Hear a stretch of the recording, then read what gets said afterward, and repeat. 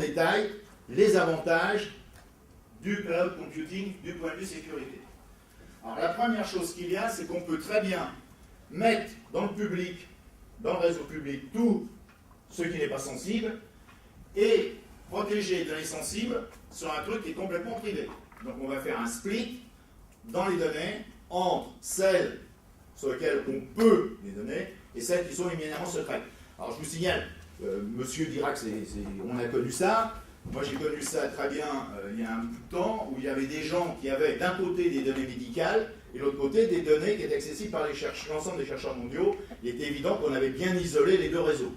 Donc là ça revient exactement à ce système. Alors ça, pour ceux qui sont spécialistes de sécurité, ça va leur rappeler quelque chose. Fragmentation et dispersion des données. Qu'est-ce que c'est ça? Voilà, le RAID. Ça coûtait extrêmement cher. Tout le monde connaît le RAID?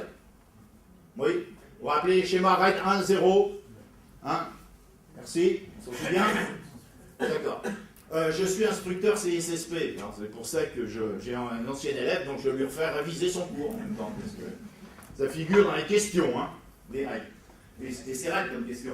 Donc là, on va pouvoir faire une fragmentation et une dispersion des données sans posséder le stockage. Le gros problème qu'on avait, c'est que ça demandait... Il y a une méthode où vous avez besoin de 24 disques. Bon, donc ça marche. Donc là, les 24 disques ne vous appartiennent pas, vous les reprenez. Par contre, on va vous les faire payer.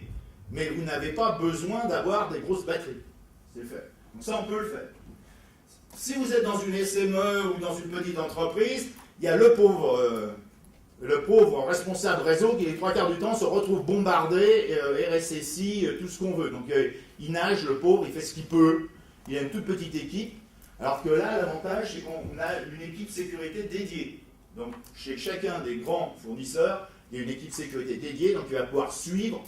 Et je peux vous dire que suivre dans ce milieu-là, ça demande un certain courage, parce qu'on reçoit, je dois recevoir à peu près 400, entre 400 et 500 infos par jour sur ce qui se passe dans le milieu de la sécurité, tout ce qui grouille dans notre milieu.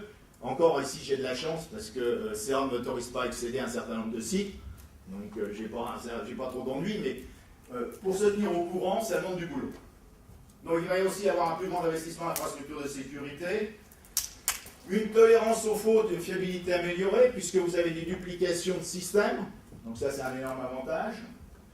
Meilleure réaction aux attaques, pourquoi? Parce que si vous êtes dans une entreprise qui n'a pas les moyens de se payer un système de surveillance 24 heures sur 24, 7 jours sur 7 mondial, une protection des hyperviseurs pour des attaques réseau, qui est dedans, à l'origine. Donc c'est des éléments d'infrastructure réseau, oui. C'est ça? Oui.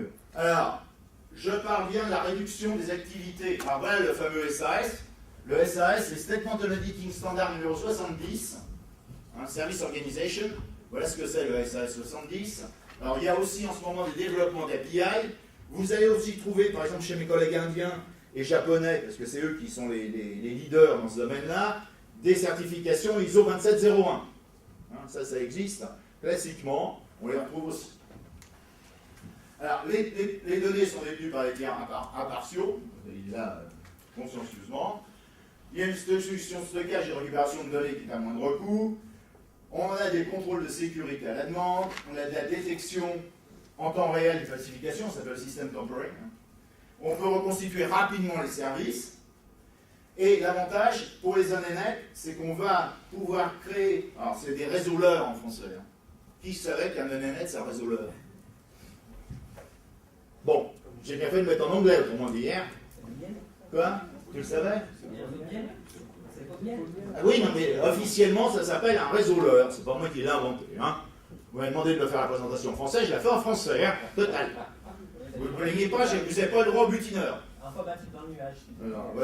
Non, j'ai l'informatique nébuleuse, comme dirait Louis Nogès.